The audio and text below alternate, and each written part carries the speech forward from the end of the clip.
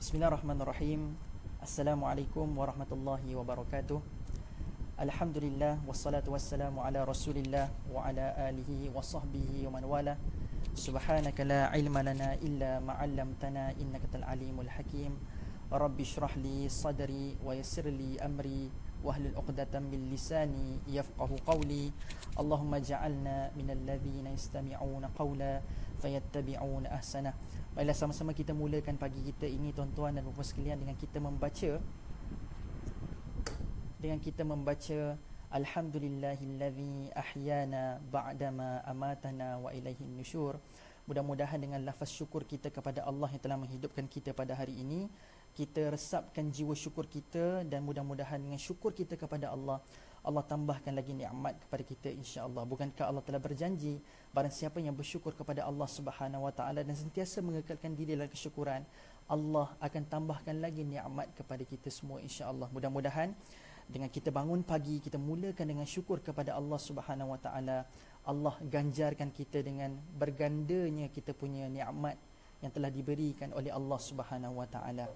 Terima kasih kepada sidang penonton, sidang pendengar live Tadabbur Center pada pagi ini.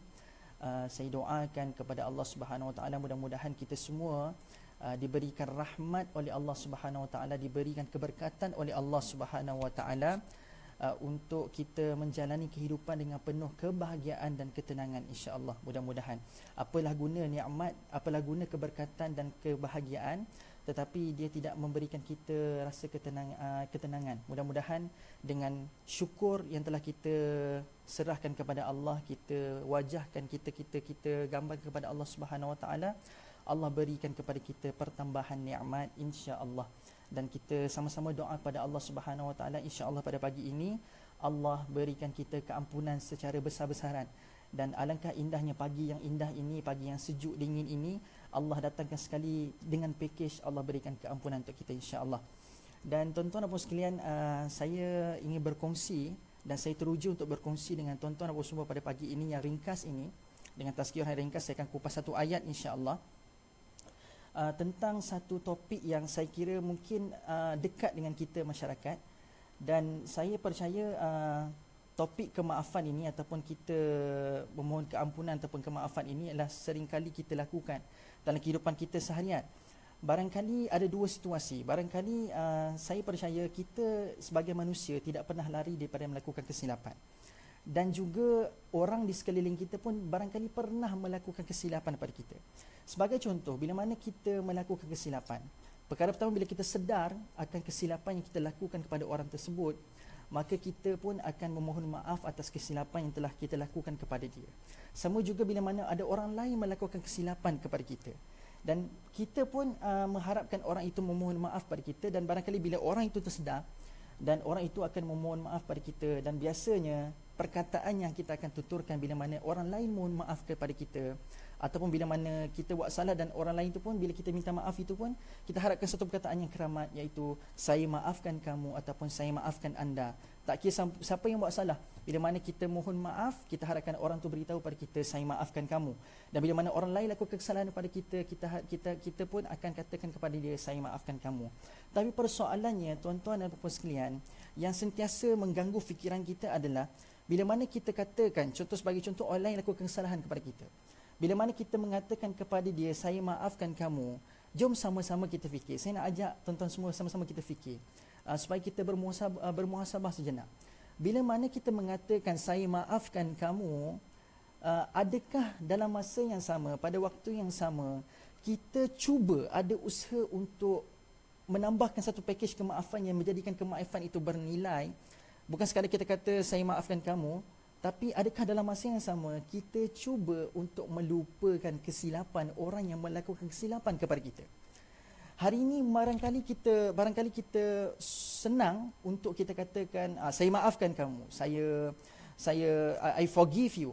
Tapi at the same time we ask ourselves, kita tanyakan pada diri kita sendiri, adakah kita cuba untuk melupakan kesalahan orang yang melakukan kesilapan kepada kita?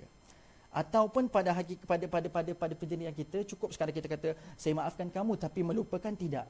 Ramai daripada kalangan manusia pada hari ini bila mana memberikan kemaafan cukup sekadar mengatakan pada muka orang yang membuat kesalahan itu dengan kata saya maafkan kamu.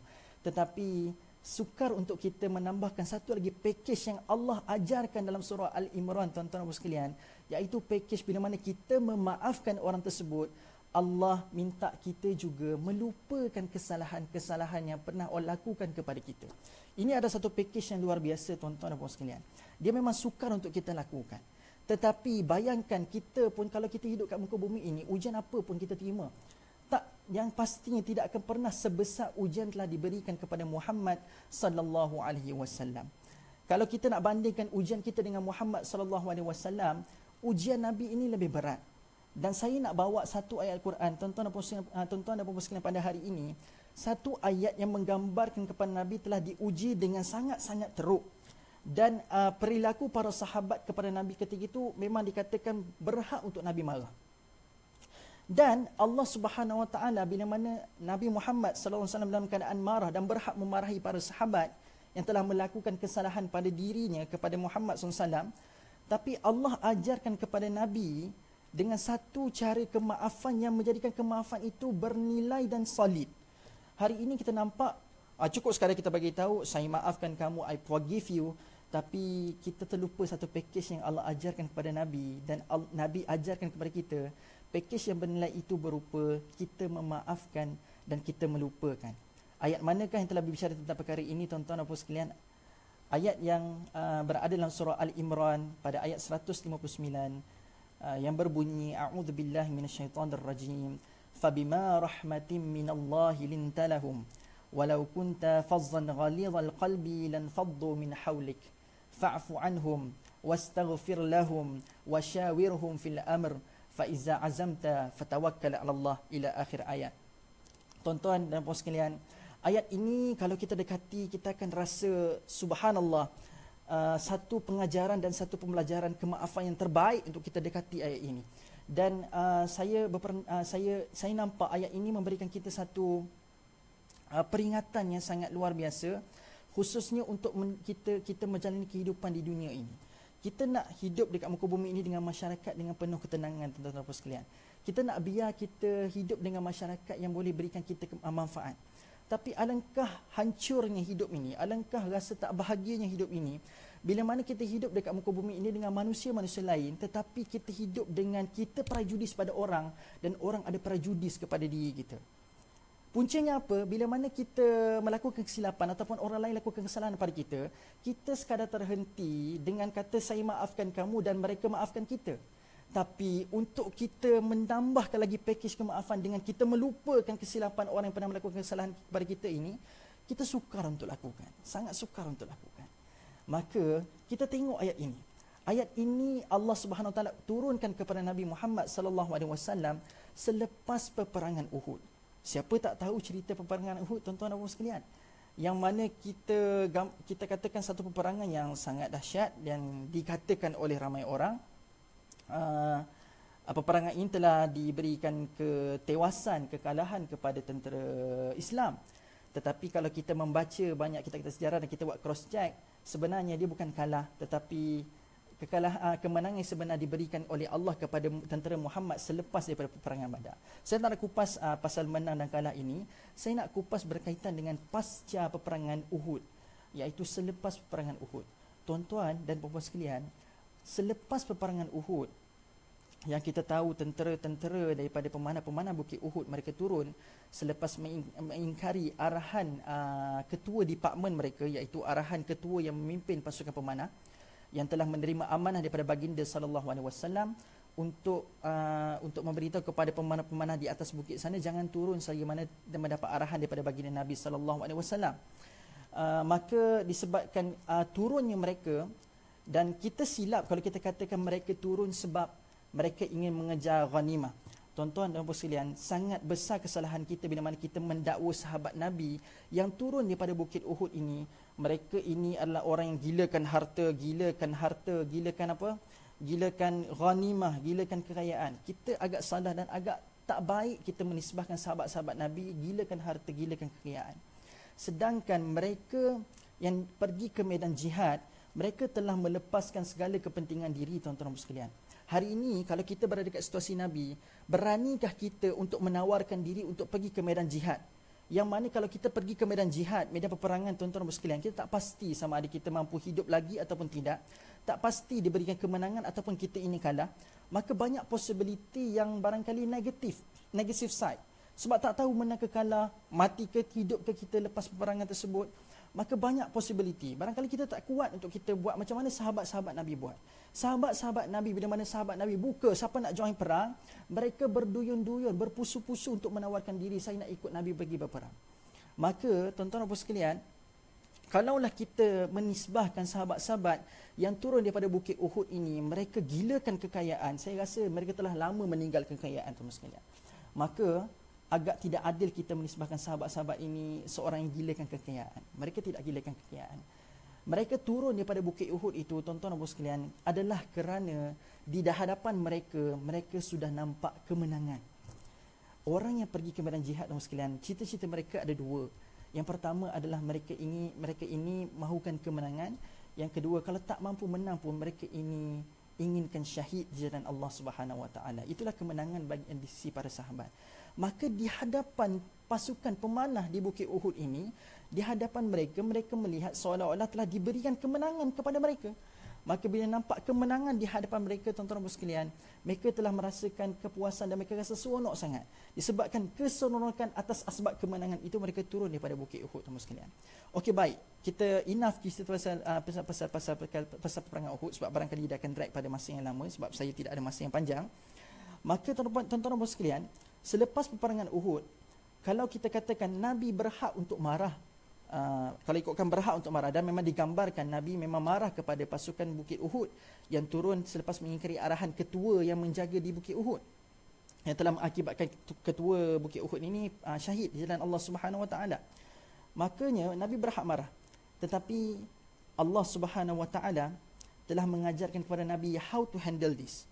Sebenarnya ujian yang paling besar selepas peperangan Uhud adalah ujian nafsu, dan ujian bagaimana Nabi menguruskan perbezaan ini dan menguruskan kekalahan ini. Inilah ujian dan inilah peperangan yang lebih besar daripada peperangan Uhud, tuan-tuan sekalian. Sebab bagaimana untuk mengekalkan hati-hati orang yang beriman ini untuk berkekal taut dengan Islam. Maka kalau ikutkan pada situasi Nabi berhak marah, bayangkan tuan-tuan sekalian, masa peperangan Uhud berapa ramai yang syahid di jalan Allah Subhanahu Wa Taala sebab daripada kekalahan tersebut.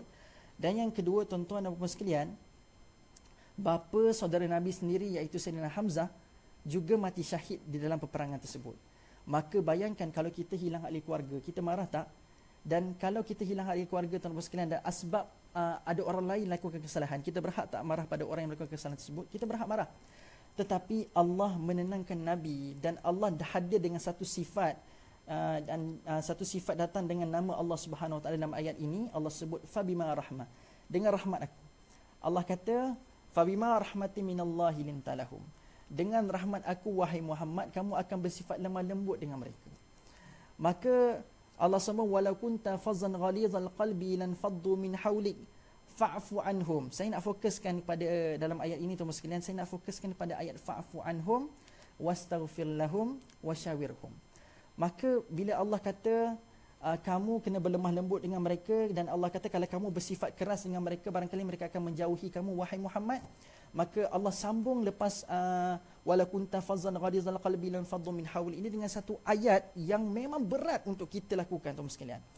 Dan Allah memang menggambarkan dan meletakkan rahmah itu di awal, sebab Allah nak bagi tahu perintah aku kepada kamu wahai Muhammad selepas ini memang sangat berat, iaitu adalah perkara yang sangat sukar untuk kita lakukan, seperti yang saya sebutkan di awal tadi, yang mana kita nak maafkan itu mudah, tapi untuk melupakan itu sukar. Dan itulah perintah Allah kepada Muhammad sallallahu alaihi wasallam selepas apa kesalahan yang telah dilakukan oleh sahabat kepada kamu, yang telah mengakibatkan ramai orang mati syahid dalam peperangan Uhud, yang telah menyebabkan bapa saudara kamu mati dalam peperangan Uhud. Maka tuan-tuan sekalian, Allah perintahkan Nabi untuk yang pertama fa'fu anhum. Allah kata maafkan mereka. Wastaghfir lahum, doakan keampunan untuk mereka. Dan wasyawirhum fil amr, dan berbincanglah kamu dengan mereka. Ini adalah pakej kemaafan yang memberikan maaf, yang menjadikan maaf itu bernilai, tuan-tuan dan puan sekalian. Maka apakah perintah Allah, fa'fu anhum? Perasan ataupun tidak kita, tuan-tuan dan puan sekalian, Allah menggunakan kalimah fa'fu ataupun afun di sini. Allah tak gunakan faghfir anhum. Walaupun dalam bahasa Arab perkataan maaf ini banyak. Istighfar ataupun ghafara, afun.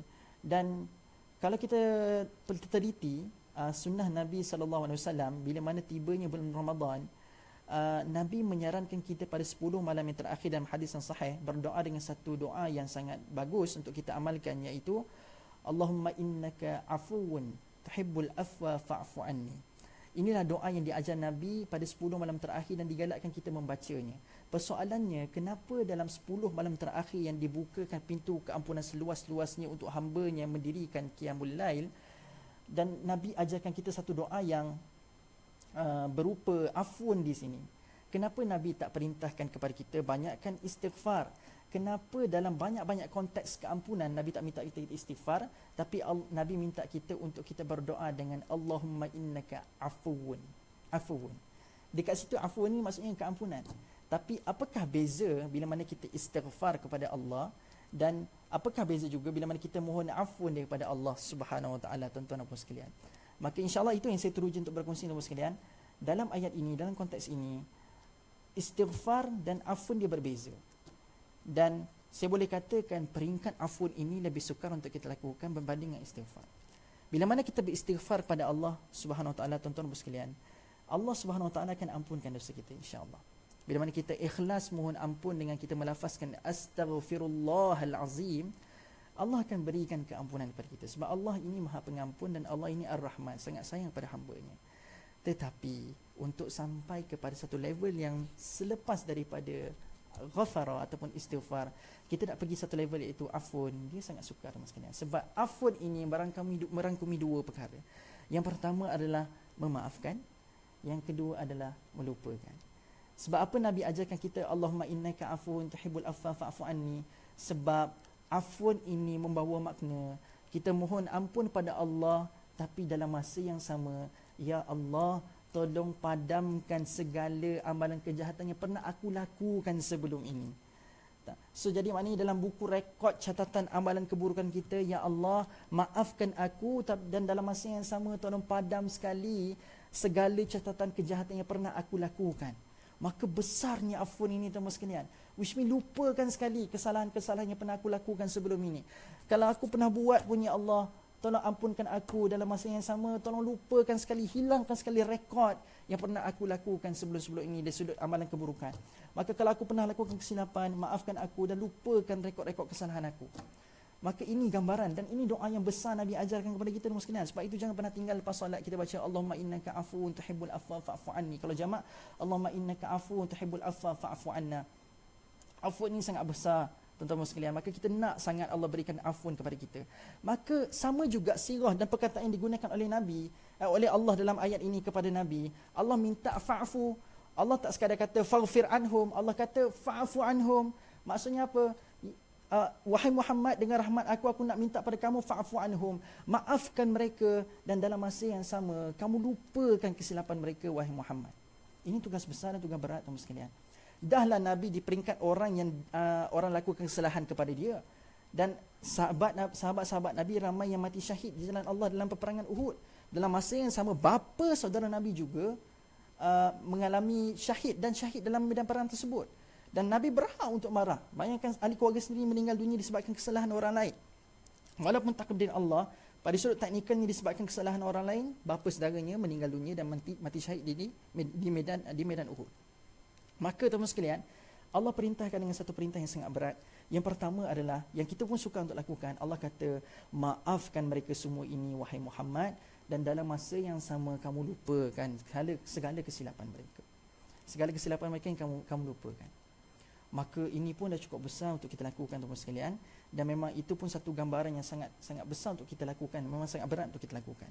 Yang kedua, selepas Allah perintahkan fa'fu anhum, maafkan dan lupakan segala kesilapan mereka, tuan-tuan sekalian, Allah tambah satu lagi package yang menjadikan kemaafan itu sebuah kemaafan yang bermakna, sebuah kemaafan yang bernilai di sisi Allah dan di sisi kita juga, tuan-tuan sekalian.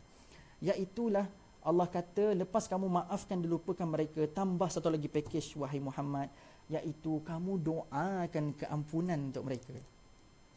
Dahlah kita dah susah dah nak maafkan dan lupakan perkara tersebut, tapi dalam masa yang sama Allah minta lagi kepada Muhammad, kamu dah maafkan dan lupakan satu, yang kedua aku nak minta kamu wahai Muhammad, wastaghfir lahum, kamu tolong doakan keampunan untuk mereka. Mufassir membicarakan wastaghfir lahum ini dengan satu gambaran yang ada satu emosional, ada satu emosi dekat sini. Dan Allah perintahkan Muhammad wastaghfir lahum ni bukan sekadar tadah tangan minta ampun pada untuk mereka ni, tidak. Tetapi Allah kata wastaghfir lahum ini, kata mufassir, kamu doakan keampunan untuk mereka wahai Muhammad, tapi at the same time jangan bagi mereka tahu yang kamu doakan keampunan untuk dia. Dalam orang tu buat salah dengan kita, ada orang lakukan kesalahan kepada kita, first kali Allah perintahkan Muhammad maafkan, lupakan, tu pun dah suka untuk lakukan. Yang kedua, doakan keampunan untuk mereka wahai Muhammad, tapi dalam masa yang sama jangan kamu doakan keampunan untuk mereka ni dalam keadaan mereka tahu kamu doakan keampunan untuk mereka. Which mean dalam keadaan diam, doakan keampunan untuk mereka wahai Muhammad. Allahu Akbar. Pertama, maaf, lupa. Kita pun dah sukar untuk lakukan, teman-teman sekalian. Yang ini ramai yang kita sukar untuk lakukan. Maafkan boleh, tapi untuk lupakan, sorry, memang sukar untuk kita lakukan. Dan yang kedua, Allah perintahkan Muhammad wastaghfir lahum, kamu doakan keampunan untuk dia wahai Muhammad, dalam keadaan mereka ini tidak tahu. Maka kalau kita tengokkan proses yang Allah telah syahadatkan kepada Nabi, fa'fu anhum, doakan ampunan, berikan keampunan, berikan kemaafan dan lupakan kesalahan mereka. Yang kedua, doakan keampunan. Dan barangkali tertanya-tanya, ada orang kata saya maafkan kamu, dan barangkali kalau kita ada nilai iman yang tinggi, kita kata saya maafkan dan insya-Allah saya lupakan. Barangkali kita dah pas pada level yang pertama, dan barangkali kita dah lepas juga pada level yang kedua, kita doakan juga keampunan untuk dia dalam keadaan mereka tidak tahu kita doakan keampunan. Tapi level yang ketiga ini membuktikan kata-kata kita yang pertama dan kata-kata kita dan perbuatan kita pada yang kedua, iaitu lepas kita kata kita maafkan dan lupakan dan kita dah doakan keampunan untuk dia, dan yang ketiga ini, perintah Allah ini, ianya adalah pembuktian bahawasanya benarkah kamu telah maafkan dan lupakan, dan benarkah kamu telah mendoakan keampunan untuk dia. Maka yang ketiga ini datang pembuktian. Maka dua ini perintah untuk kamu lakukan. Maka yang ketiga ini adalah perintah untuk buktikan sebenarnya betul ke kamu dah maafkan dan telah lupakan dan telah doakan keampunan untuk dia. Apakah perintah yang ketiga datang kepada Muhammad sallallahu alaihi wasallam? Iaitulah wasyawiruhum fil amr. Iaitu berbincanglah dengan mereka wahai Muhammad. Kenapa dalam banyak-banyak perintah lepas maafkan, lupakan, doakan keampunan, perintah ketiga adalah tolong berbincang dengan dia wahai Muhammad, berbincanglah dengan mereka wahai Muhammad. Sebabnya yang ketiga ini, perintah untuk berbincang ini menggambarkan pada Nabi, kalaulah benar kamu telah ampunkan dan telah lupakan segala kesalahan mereka pada kamu, dan kalaulah benar kamu telah doakan keampunan untuk dia, maka yang ketiga ini Allah perintahkan kamu, now aku nak tengok boleh tak kamu berbincang dengan dia. Sebab logically orang yang kita mampu berbincang adalah orang yang mana kita boleh elak prejudis pada dia. Maka bila kita hilangkan prejudis kepada dia wahai tuan-tuan dan puan sekalian, maka barulah kita selesa untuk berbincang. Wasyawirhum ini, syura ini adalah satu ruang perbincangan yang datang rasa keselesaan. Dia tidak jadi syura bila mana kita berbincang tapi kita tak selesa dan kita rasa macam tak puas, kita tak rasa tenang bila kita berbincang. Barangkali kalau kita berbincang dan timbul perbalahan, itu tak syura. Itulah satu perkara yang dinamakan perbalahan. Tapi syura ini bawa satu rahmat di situ. Bila mana kita berbincang, dia adanya elemen-elemen ketenangan dan kebahagiaan. Maka tuan-tuan dan sekalian, Allah kata lepas kamu maafkan dan lupakan kesalahan mereka kepada kamu wahai Muhammad, yang kedua aku minta kepada kamu wahai Muhammad, doakan keampunan untuk dia. Yang ketiga, aku nak tengok betul kamu dah buat satu dan dua ini dengan kamu bincang dengan dia dan tanpa sebarang prejudis. Pastikan kamu selesa berbincang dengan dia. Allahu Akbar. Ini adalah 3 peringkat yang sangat bernilai untuk memberikan makna kepada kemaafan kita pada hari ini, tuan-tuan sekalian. Insya-Allah mudah-mudahan cukup sekadar itu, tuan-tuan sekalian. Saya harapkan kita berpegang kepada prinsip kemaafan yang bernilai ini dengan kita pegang 3 perkara untuk menambahkan lagi nilai pada kemaafan yang telah kita berikan ataupun kemaafan yang kita terima daripada orang lain. Yang pertama, pegang Dengan kita mohon, kita berikan kemaafan pada orang yang lakukan kesalahan dengan apa? Dengan kita maafkan dan kita lupakan. Yang kedua, lepas kita maafkan dan kita lupakan, tambah satu lagi package, kita doakan untuk dia.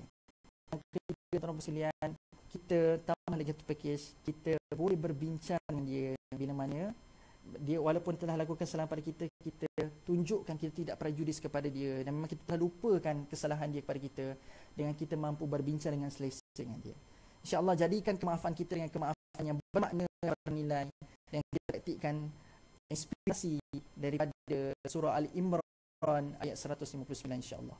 Aqulu qawli hadza wa astaghfirullahal azim li wa lakum. Assalamualaikum warahmatullahi wabarakatuh.